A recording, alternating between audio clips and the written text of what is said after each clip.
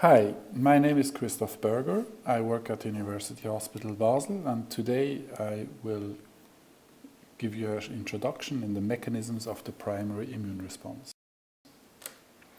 This presentation reflects only my views, and the union is not reliable for any use that may be made with the information contained therein. So the overview on today's lesson. First, we're going to talk about the different layers of immune defense against pathogens. Then the effector cells of adaptive immunity will be looked at a little bit more closely. These include the B cells that secrete antibodies with different effector functions, as well as T cells that can help B cells or are able to kill infected cells directly. Furthermore, we will have a closer look how the primary adaptive immune response evolves, and also put this in context of vaccine responses. If we look at the different layers of the immune defense, we can broadly divide it into innate and adaptive immunity.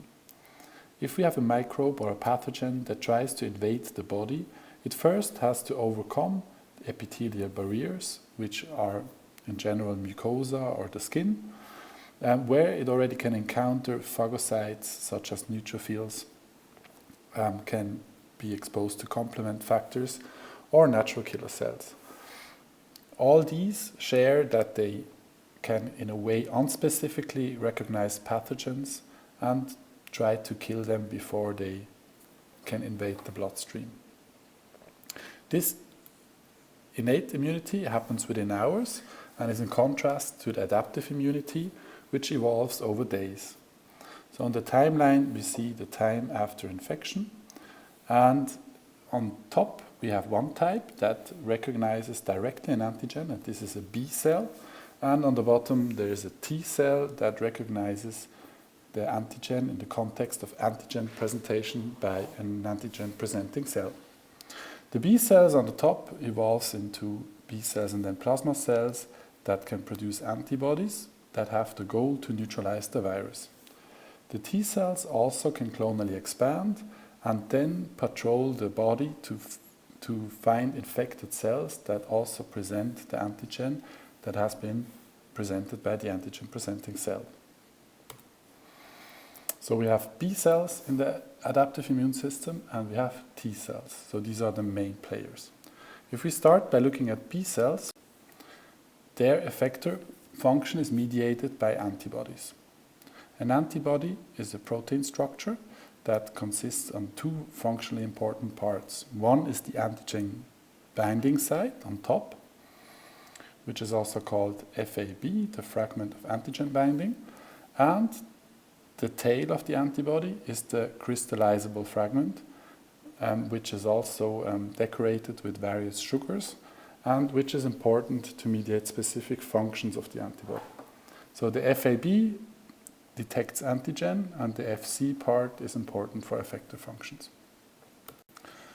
As you all know, we have different types of antibodies. So there's the most frequent one in the peripheral blood is the IgG type that consists in 4 subtypes, IgG 1 through 4, and is important for the main immune response, or the secondary immune response produced by plasma cells, has a specific feature that it's able to cross the placenta and thereby can promote passive immunity, and is usually consists as a monomer, so there's one antibody alone that can circulate. In contrast to this, we have the IgM antibody, which is the primary effector antibody that is produced upon infection. It is expressed as a monomer on B cells, and if this B cell recognizes its antigen, it secretes the IgM as pentamers. Therefore, it's rather a big antibody construct, a complex, which thereby also cannot easily cross barriers. IgM consists about 10% of our total IgGs, and as I mentioned, are important in the primary immune response. The next type is the IgA antibody, which is most frequently secreted, and it's present in mucosa, in the saliva, in tears, as well as in the breast milk. It has the big advantage that because it's at the barriers to the outer world, that it can protect against colonization. So if a pathogen can be captured by IgA before it invades the body. The last type is IgE, which we will not focus on here because it's not that relevant to vaccine responses, as IgE are more important for parasites or in allergic diseases. So the main effector function of antibodies is the neutralization of pathogens. Antibodies bind to the surface proteins of viruses or bacteria and thereby prevent the interaction of these proteins with host cells. And this can result in a protection of the host cell from infection. That's why it's called neutralization. However, antibodies can also have non-neutralizing capacities and exert their function through the binding of complement that induces complement lysis of the infected cells or pathogens, or by opsonization, which means antibodies tag pathogens and facilitate the phagocytosis through macrophages on neutrophils, which is specifically important in the setting of encapsulated bacteria such as pneumococcal. And finally, non-neutralizing antibodies can also bind to infected cells and activate through their Fc part innate immune cells such as natural killer cells that in their turn then kill the tagged cell. So the main feature is neutralization, but there's also non-neutralizing functions of antibodies. So let's move away from B cells and have a closer look at T cells. T cells express a T cell receptor through which they can detect their antigen. Each T cell has one type of T cell receptor, but in our body we have millions or billions of different T cells. Each one has a different T cell receptor. And this repertoire of different T cells allows us to react to different types of pathogens without knowing beforehand which one will hit us.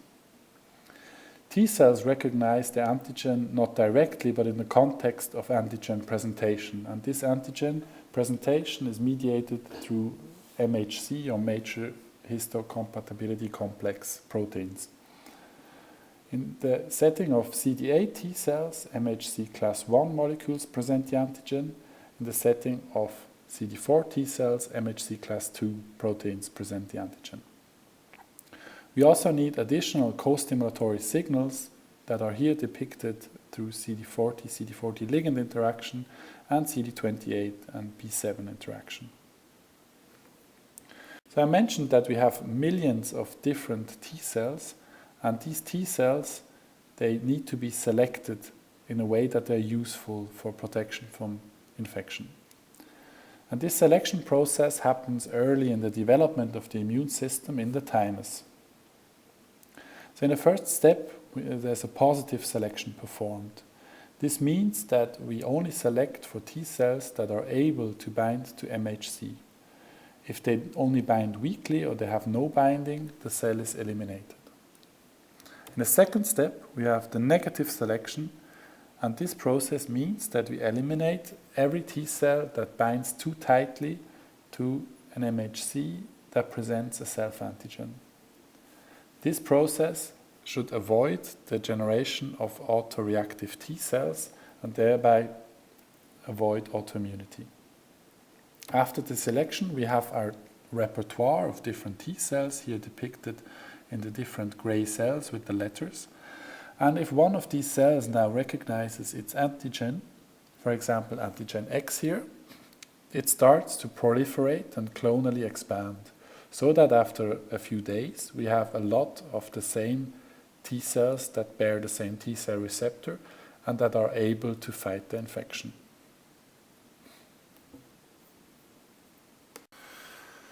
So while the selection process and the antigen presentation and recognition process is the same, there are fundamentally different T cell subsets in our body.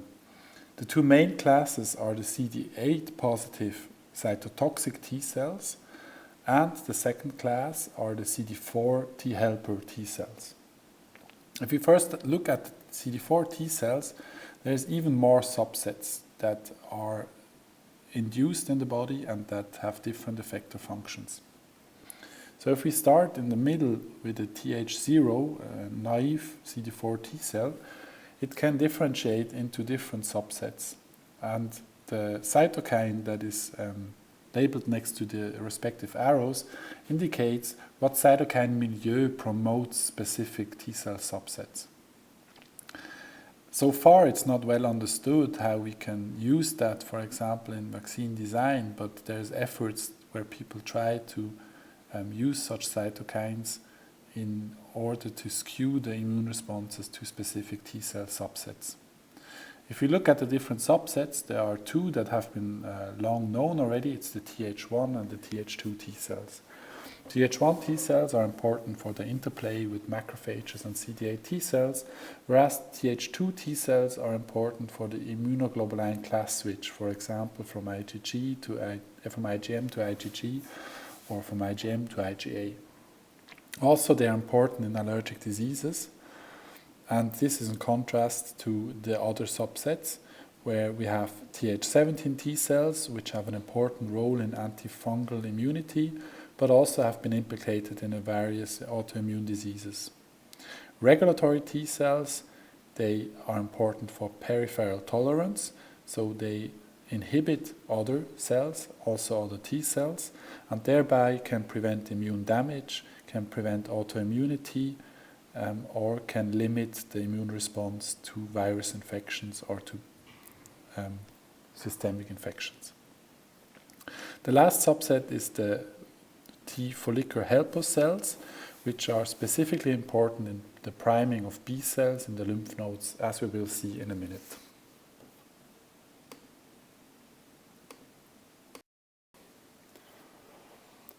The counterparts of the CD4 T cells are the CD8 T cells. They are very important in viral infections because they can specifically detect virally infected cells. This happens by initial priming through antigen-presenting cells that present the peptide via MHC to a naive CD8 T cell.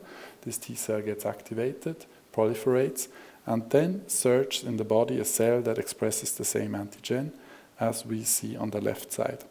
So if it recognizes the same antigen in a body cell, in the context of MHC, it releases perforin granzyme and thereby kills the cell. So now that we learned the players, we want to go into a more practical overview of what happens during the immune response. And I want to show that in the context of vaccination. So we all know that if you vaccinate a patient, we bring the antigen in general directly into the muscle. Some vaccinations are, of course, subcutaneously and some intradermally, but the classical one is in the muscle.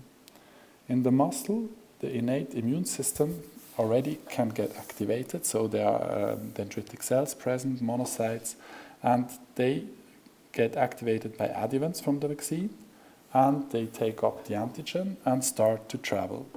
They travel to the different lymph nodes. They pick the one that is closer to the injection site, and in the lymph node is the place where the antigen-presenting cells interact with the T cells. And what happens there is that we have here the vaccine depicted in black and the adjuvant, which is any sort of immunostimulants, depicted in green. B cells, via their B cell receptor, can directly bind to the antigen, to the vaccine, and thereby receive a signal. We call it here signal 1. At the same time, the antigen is also taken up by antigen-presenting cells, and the adjuvants can activate the dendritic cells or the antigen-presenting cells to make this process more efficiently. The antigen is presented to a naive T cell, and the naive T cell starts to clonally proliferate. And, as I mentioned, depending on the cytokine milieu, this results in the generation of T helper cells or cytotoxic T cells. These T helper cells, and there is specifically the function of the follicular T helper cells that are present in the lymph node, they provide an additional signal to the B cells, which is needed for the complete activation of B cells. And with this additional signal, the B cell starts to proliferate, to generate memory B cells, which are B cells that are long-living, and differentiates into the thermally effector cells, the so-called plasma cells, which are able to produce antibodies in big amounts. So as a summary, we have the antigen and adjuvant that is taken up by a dendritic cell and presented to T cells, or directly recognized by a B cell. The B cell receives the first signal through direct interaction with the B cell receptor, and a second signal through the interaction with the T helper cells. This results in plasma cell formation that produce antibodies specific for the antigen we vaccinated against. So as a summary, we learned that the immune response consists in the innate and adaptive immune system, and with vaccination we specifically want to target the antigen-specific or adaptive immune response. Thereby, B cells differentiate into plasma cells that produce antibodies to neutralize pathogens, but the antibodies can also exert other effector functions. T helper cells, they enhance this process, and in some cases we can also induce cytotoxic T cells that are able to kill infected or transformed cells directly. This happens in viral infections or in live vaccines. So with this, I want to end, and I thank you for your attention.